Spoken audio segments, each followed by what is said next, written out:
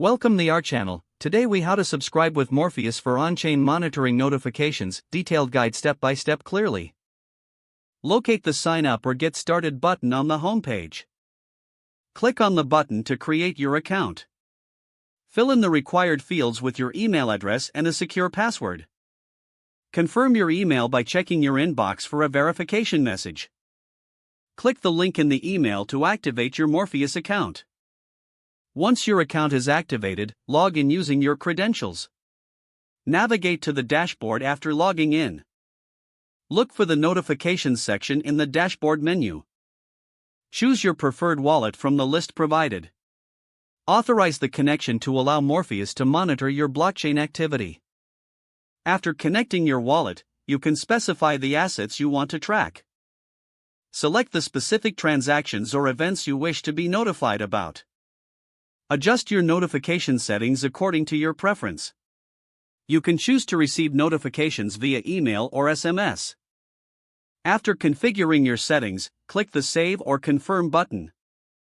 Your subscription for on-chain monitoring notifications is now active.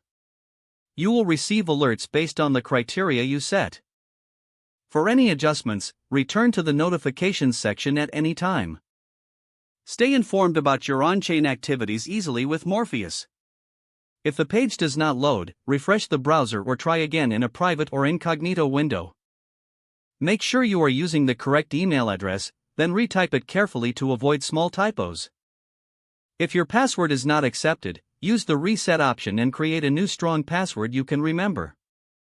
Check your spam folder for verification or security emails, then complete any requested confirmation steps. Enable two-factor authentication if available to improve account security and reduce unauthorized access risk. After signing in, review your profile details so your contact information and settings are accurate and current. If you see an error message, note it down and try again after restarting your device and internet connection. Log out when you finish, especially on shared devices, to keep your account and payment information secure.